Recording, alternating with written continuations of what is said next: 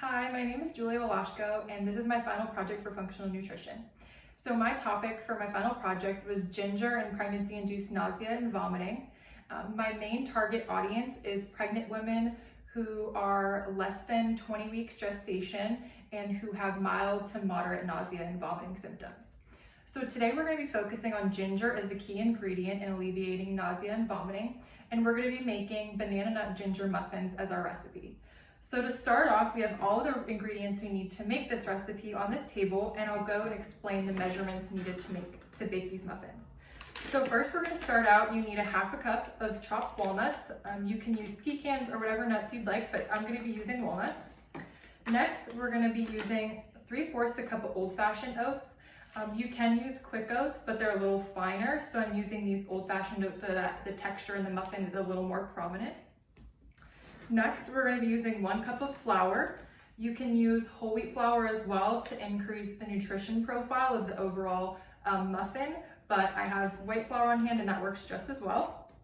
And then we will also be using 1 egg, a half a cup of packed brown sugar, 2 tablespoons of skim milk, 3 tablespoons of melted butter, which is already pre-melted right here. We'll be using 3 tablespoons of unsweetened applesauce as a fat substitute, which we'll get into a little bit when we're baking. And 3 teaspoons of baking powder, which is right here, 1/4 teaspoon of ground ginger, and 1/2 teaspoon of salt. So to talk briefly about ginger itself, so ginger is a plant that has greenish purplish leaves, and the stem underground is actually where the spice comes from. It is called a rhizome, so that rhizome is actually the spice that we call ginger and that we use for baking and cooking in our dishes. It has a zesty, spicy, warm flavor, and it's very aromatic. And also, lastly, we will need a 1/2 cup measuring cup, a 1 cup measuring cup, and some teaspoon measures to measure out our salt and baking powder and smaller items like that. We will also need a larger mixing bowl to mix it all together and a smaller mixing bowl to put our wet ingredients in before we combine with the dry. You will need some mixing spatulas and a 12-cup muffin tin. And I'm going to be using muffin cups just for a little more decorative muffin. But if you don't have these, you're welcome to use vegetable spray. That will work just as well. So let's get started. All right, first things first. So we're going to preheat our oven to 400 degrees. And then we're going to start in our smaller bowl by mixing all the wet ingredients first. So I already put in the bowl 2 tablespoons of skim milk. And next we're going to add in 3 tablespoons of unsweetened applesauce. So I chose to make the modification in this recipe. Instead of adding 6 tablespoons of melted butter, I did 3 tablespoons of melted butter and 3 tablespoons of unsweetened applesauce. This decreases the total amount of fat in the recipe, which is nice because pregnant women who experience nausea, something that is recommended is that they have less fatty foods and decrease the amount of fat they have in their meals. So this kind of helps decrease the fat in this specific recipe. And it's also nice because it does make the recipe an overall more nutritious muffin. So moving forward, so 3 tablespoons of applesauce are in. So we're going to also incorporate the 3 tablespoons of melted butter. I did want to keep some source of fat in this recipe just to prevent the muffins from being really dry when they come out of the oven.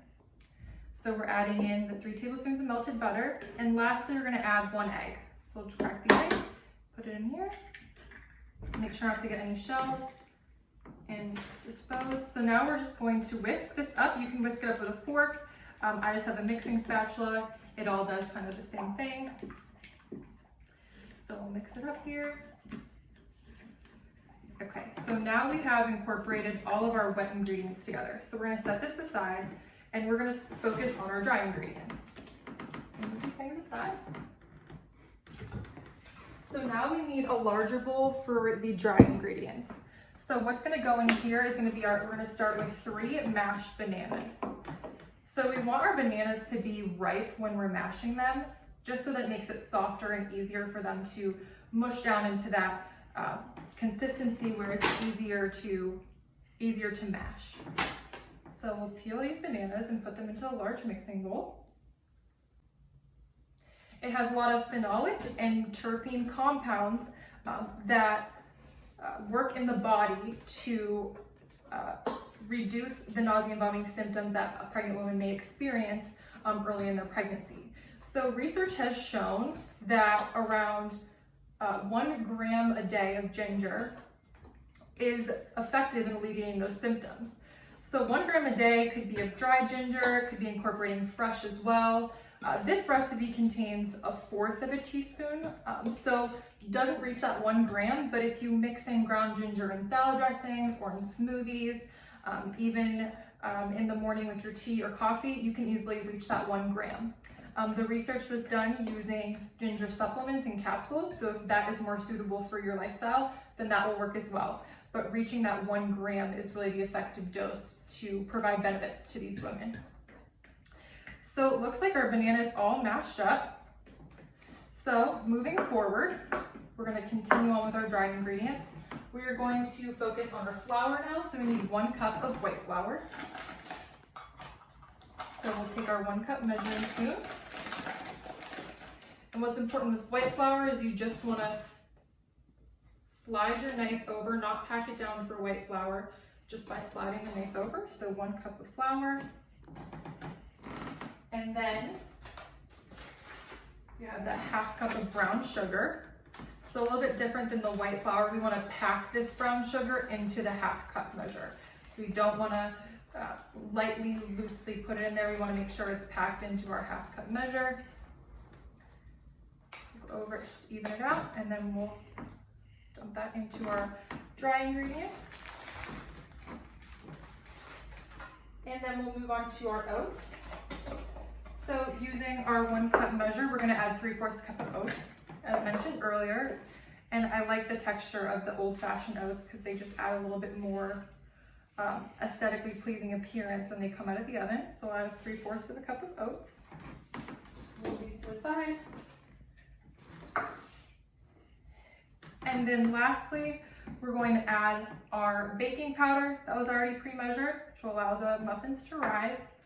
We'll add on our salt, and of course the highlight ingredient, ginger.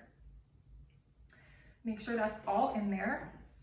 And now we're just going to combine these ingredients all together in the bowl. Make sure they're really nicely combined.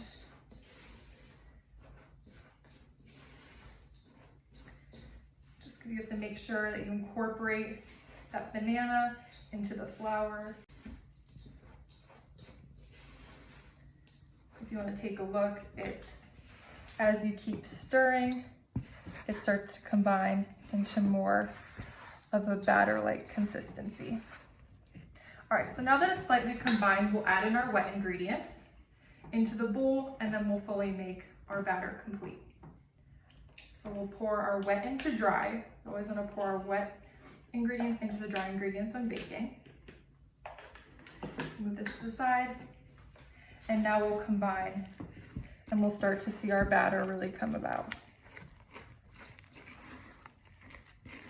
Definitely smell, I can smell that spicy ginger, and I can also smell the bananas, which will pair really well with the ginger. These muffins are also pretty light, so as I said earlier, when you're nauseous, you don't want to have large meals. You want to try to have small, frequent meals, so this would be perfect to have as a light breakfast or a light snack for those pregnant moms who aren't feeling up to a large meal. Perfect, so this is a really nicely made batter. It's really smooth. You just want to make sure everything's incorporated. You don't want to over mix. So this looks perfect. So now we'll take our muffin tin, and we'll remove any excess that we have on our table. Put those in the sink for later. So now, like I said, I'm using muffin cups just for the appearance, but vegetable spray works just as well. So we'll line with the muffin cup. Perfect. Let's put these things aside. And then I'm choosing to use a cookie scoop. I'm using a cookie scoop just to make sure I evenly place relatively the same amount of batter in each muffin tin so that it does work, or it does cook evenly. but you can also just freely pour if you would like to. So we'll add about 1.5 scoops into the muffin tin.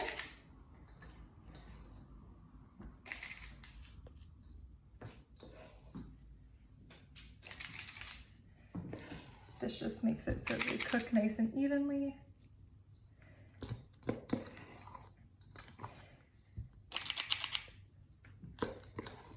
Add these in. Okay, so now that we have put the batter in the muffin tins, we are going to top with our 1/2 cup walnuts. So this will obviously is not mandatory. You don't have to add walnuts to the top of your muffins, but you most definitely can if you want that extra crunch. Walnuts provide a great source of healthy fats as well. And of course, if you want a nut-free option, forego the nuts completely, or if you prefer pecans or anything like that, you're welcome to play with the recipe as you wish with these optional garnishes. If you do have a sweet tooth, you can also top them with a little bit of brown sugar, but just to limit the amount of added sugar in these muffins, we are just going to be topping them with walnuts today. All right, they look perfect.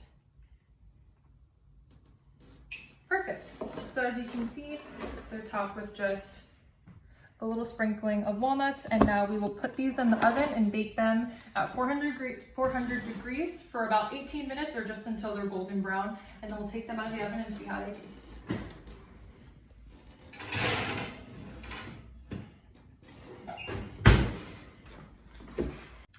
All right, so our banana nut ginger muffins are cooling. They've come out of the oven. I'm letting them sit for a few minutes until I take a bite and try them. So just as a refresher, I want to remind you all that that 1 gram per day of ginger, whether it's ground ginger or fresh ginger, hitting that 1 gram a day is going to allow pregnant women to achieve the benefit of decreasing symptoms of mild to moderate nausea and vomiting.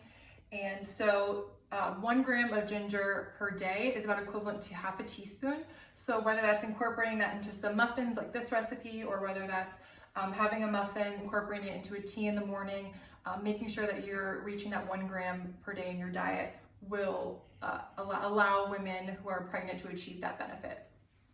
So I think they're about cooled. So I'll take one out. They look really good. If you want to take a look, the walnuts have nicely toasted on top, and so let's take a bite.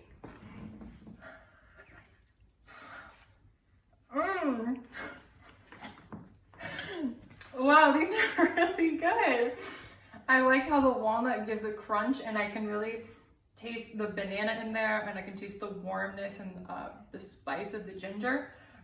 If you do want a bolder taste for ginger, if you like ginger, you can add freshly grated ginger into the recipe, or you can just up the amount of dried ginger that you use, which will also increase your intake of ginger to reach that 1 gram. So that concludes this food demo. I hope you all learned something and enjoy the recipe.